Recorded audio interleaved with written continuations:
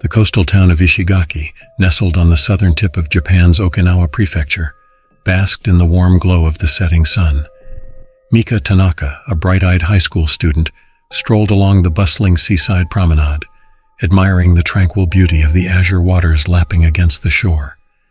Ishigaki, with its modern infrastructure and thriving tourism industry, seemed like the epitome of a peaceful, idyllic community.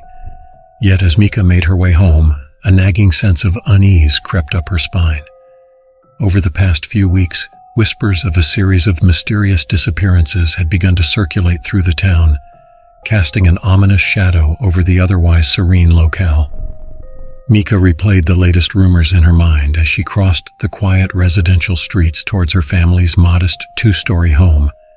The missing person was Aika, a cheerful girl from Mika's class who had vanished without a trace after a night out with friends. The news had sent shockwaves through the tight-knit community, leaving parents on edge and the local authorities scrambling to uncover any leads. As Mika approached her front door, she paused, contemplating the unsettling circumstances. Something about the disappearances didn't sit right with her. The victims were all young women, vanishing without any apparent pattern or motive. Mika couldn't shake the feeling that a sinister force was at play, one that the authorities had yet to uncover. Stepping inside, Mika greeted her parents and headed up to her room, her mind racing. She booted up her laptop and began scouring the internet for any additional information on the missing persons cases. Police reports, news articles, and online forums provided fragments of details, but no clear explanation for the troubling events. A soft knock at her door interrupted Mika's research. "Come in," she called, and her childhood friend Yuto poked his head through the doorway. "Hey Mika, I heard about Aika. Are you doing okay?" Yuto asked, his brow furrowed with concern. Mika nodded, gesturing for him to enter.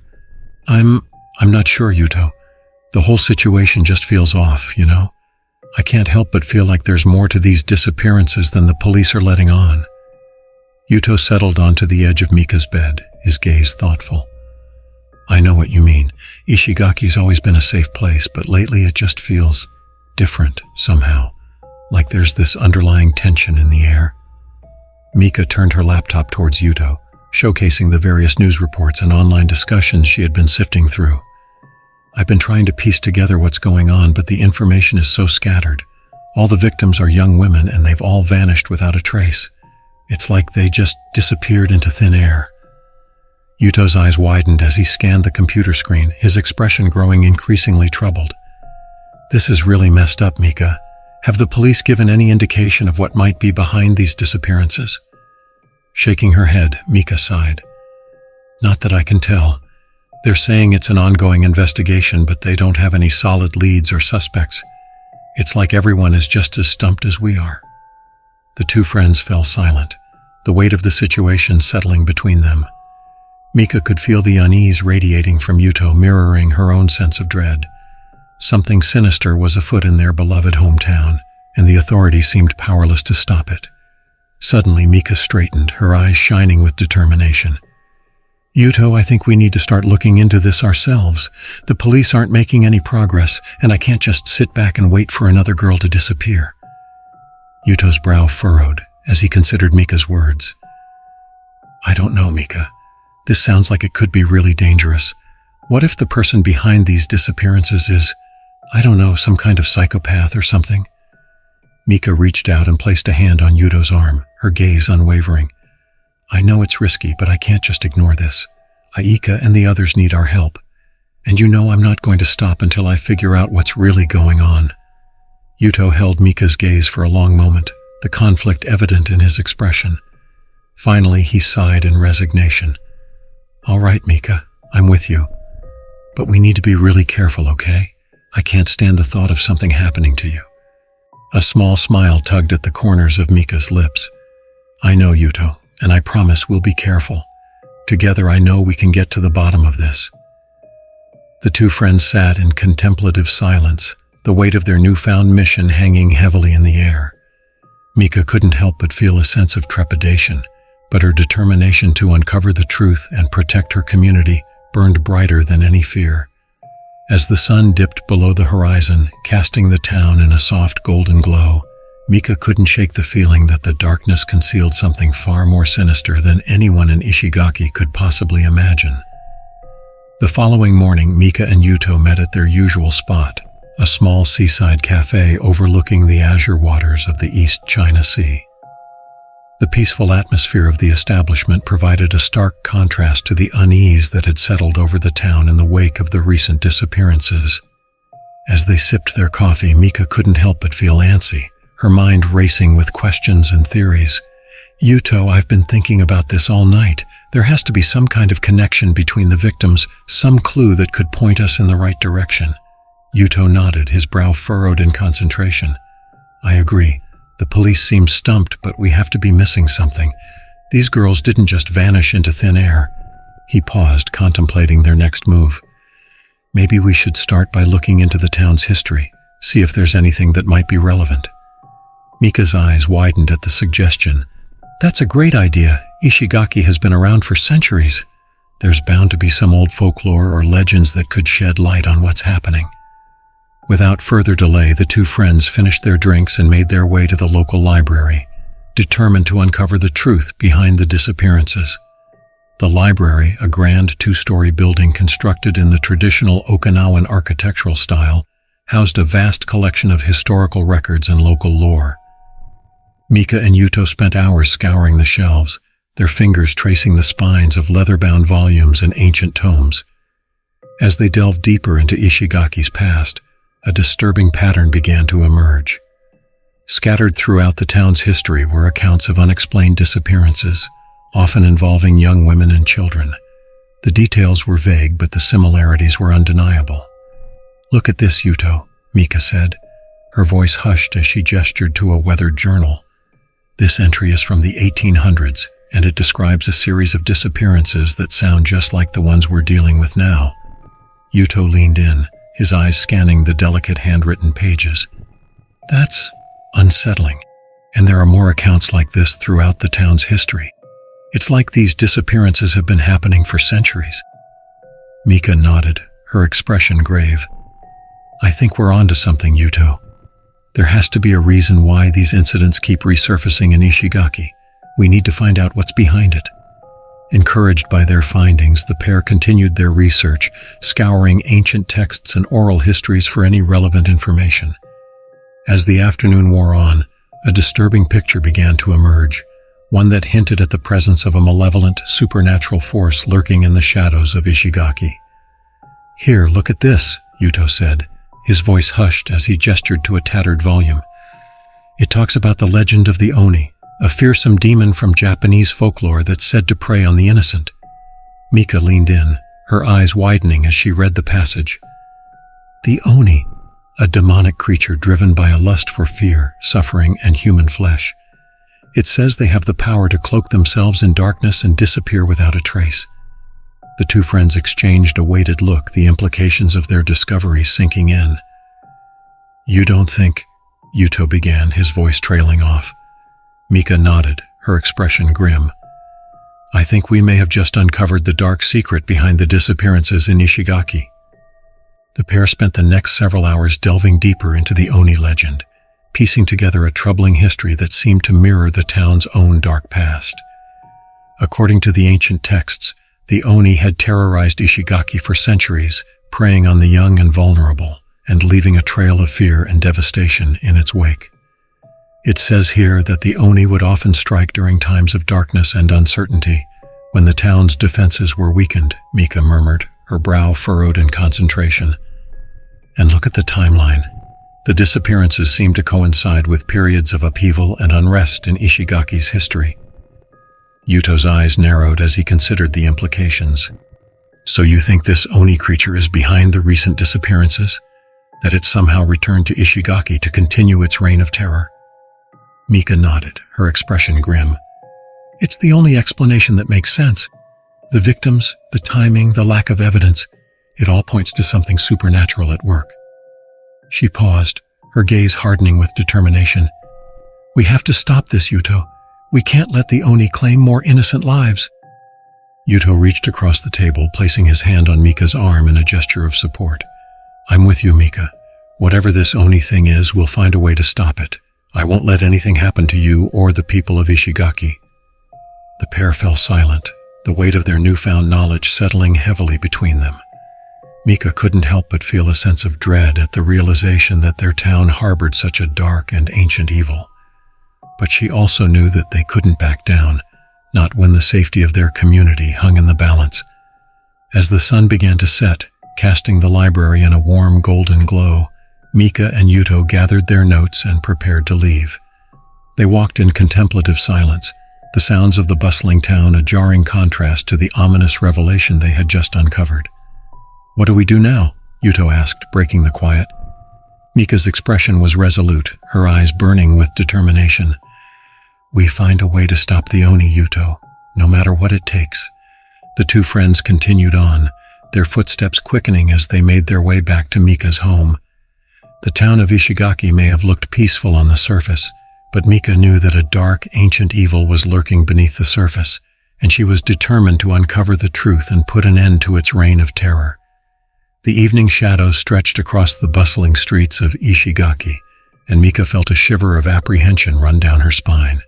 She and Yuto had spent hours poring over the town's dark history, uncovering the sinister legend of the Oni, a fearsome demonic creature from Japanese folklore that had terrorized Ishigaki for centuries. The revelation that this malevolent entity might be responsible for the recent spate of disappearances weighed heavily on Mika's mind. The thought of an ancient supernatural evil stalking the innocent people of her beloved hometown filled her with a sense of dread and determination in equal measure. As Mika and Yuto made their way through the winding residential streets, the town seemed to take on an ominous quality. The streetlights flickered, casting long, distorted shadows, and the hushed whispers of the night wind seemed to carry an unsettling resonance. "Are you sure about this, Mika?" Yuto asked, his voice low and tense. "I mean, we're talking about an actual demon here. What if we're in over our heads?" Mika took a deep breath, steeling her resolve. "I know it's risky, Yuto, but we have to at least try. If the Oni is really behind these disappearances, we can't just sit back and let it continue. We have to do something." Yuto nodded, his expression grim. "All right then, lead the way, but promise me you'll be careful, okay? I can't lose you to this thing." Mika reached out and squeezed Yuto's hand, offering him a small, reassuring smile. "I promise, we'll get through this together." The pair continued on, their footsteps quickening as they approached the outskirts of town. According to the historical accounts they had uncovered, the Oni was said to haunt the most remote and secluded areas of Ishigaki, drawn to the darkness and isolation. As the last vestiges of daylight faded, Mika and Yuto found themselves standing at the edge of a densely wooded ravine, its depths shrouded in an eerie, impenetrable gloom. A faint guttural sound echoed from the shadows, sending a shiver down Mika's spine. "This is it, Yuto," she whispered, her voice barely audible. "This is where the Oni is said to lurk." Yuto nodded, his muscles tensing as he shifted into a defensive stance. "I'm right behind you, Mika. Let's do this." Carefully, the two friends descended into the ravine, their senses on high alert. The air was thick with an oppressive, almost tangible darkness, and Mika couldn't shake the feeling of being watched. As they delved deeper into the gloom, Mika's heart pounded in her chest. The sounds of the night, the rustling of leaves, the distant calls of nocturnal creatures seemed to fade, replaced by an unsettling silence that only served to heighten the tension. Suddenly, a deep guttural growl echoed through the ravine, sending a wave of pure terror coursing through Mika's veins. Yuto immediately stepped in front of her, his posture tense and ready to strike. "Show yourself, demon," Yuto shouted, his voice echoing through the darkness. For a moment there was only silence. Then a pair of glowing, crimson eyes seemed to materialize out of the shadows, fixed on the two friends with a malevolent intensity. Mika's breath caught in her throat as a massive, hulking figure emerged from the darkness. It was a creature unlike anything she had ever seen, a towering humanoid form with features twisted and distorted into a visage of pure evil. Rows of razor-sharp fangs protruded from its gaping maw, and long clawed fingers tipped its grotesque limbs. "The Oni," Mika breathed, her voice trembling with a mixture of fear and awe. The demonic creature let out a bone-chilling roar that seemed to shake the very foundations of the ravine. Yuto immediately sprang into action, his movements fluid and precise as he launched a series of powerful strikes against the Oni. Mika watched, transfixed, as her friend's martial arts skills were put to the ultimate test. Yuto's kicks and punches seemed to land with devastating force, yet the Oni shrugged them off like they were mere annoyances. Sensing an opening, the Oni lashed out with its massive clawed hands, swiping at Yuto with deadly precision. Mika cried out in horror as one of the blows connected, sending her friend tumbling to the ground. "Yuto!" she screamed, rushing to his side. To her relief, he was still conscious, though his arm hung limply at his side, clearly broken. I can't stop it, Mika," Yuto gasped, his face twisted in pain. "This thing is too strong." Mika's mind raced as she desperately tried to formulate a plan. She knew they couldn't win this fight through brute force alone. The Oni was simply too powerful. But if they couldn't defeat it, then what chance did they have of saving Ishigaki from its clutches? Suddenly, a glimmer of hope flickered in Mika's mind. Reaching into her pocket, she pulled out a small, cloth-wrapped object, a charm that her grandmother had given her, imbued with the power of ancient Okinawan folklore. "Yuto, listen to me," Mika said urgently. "I need you to distract the Oni for as long as you can. I have an idea, but I need time." Yuto looked at her with a mixture of confusion and concern. "Mika, what are you? Just trust me, okay?" Mika interrupted, her eyes burning with determination. "I'm going to stop this thing, but I need you to buy me some time." Yuto nodded, his expression resolute. "All right, Mika, do what you have to do. I've got your back." With that, Yuto pushed himself to his feet, ignoring the searing pain in his broken arm. Mustering all of his remaining strength, he launched himself at the Oni, his attacks fueled by a desperate need to protect his friend and his town. Mika watched in awe as Yuto fought with a ferocity she had never seen before. He dodged and weaved, his movements a blur as he landed blow after blow against the towering demon. But despite his valiant efforts, the Oni remained unfazed, its glowing eyes fixed on Mika with an ever-growing hunger. Gripping the charm tightly in her hand, Mika closed her eyes and began to chant the ancient incantation her grandmother had taught her. The words tumbled from her lips, infused with a power that she could feel building within her. As the incantation reached its climax, Mika's eyes snapped open, and she thrust the charm towards the Oni, her voice echoing through the ravine. "Begone, foul demon! You have no power here." A blinding flash of light erupted from the charm, engulfing the Oni in a swirling maelstrom of energy. The creature let out a horrific, agonizing scream, its form twisting and contorting as the ancient magic assailed it. Mika watched, her heart pounding as the Oni's body began to disintegrate, its essence being torn apart by the relentless power of the charm.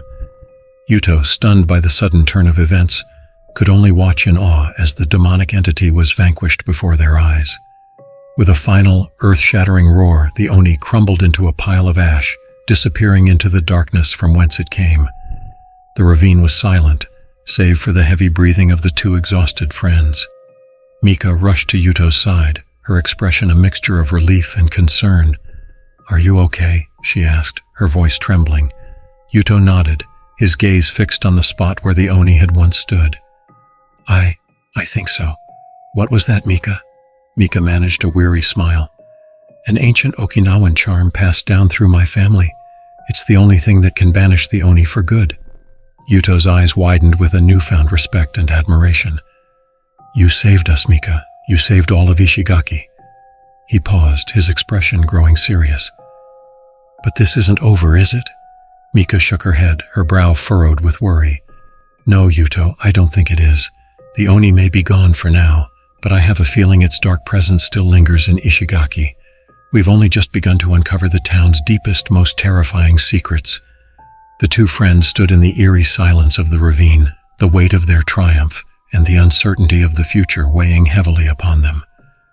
Mika couldn't shake the nagging feeling that the battle with the Oni was far from over, and that the true horrors of Ishigaki were only just beginning to reveal themselves.